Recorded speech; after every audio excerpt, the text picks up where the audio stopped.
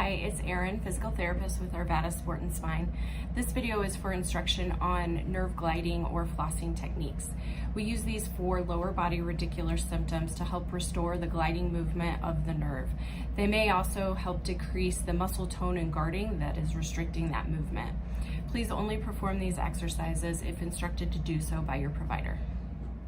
Start lying on your back. Bring the affected leg up to a 90-degree angle. You may use a towel or a strap here to decrease neck tension. Straighten your leg with the ankle flexed. Point and flex a few times before returning to 90. Repeat this several times. In a seated posture, sit up tall, slowly straighten the painful leg, flex your ankle, then slouch, rounding the back and taking your chin to your chest. Slowly reverse the position and repeat.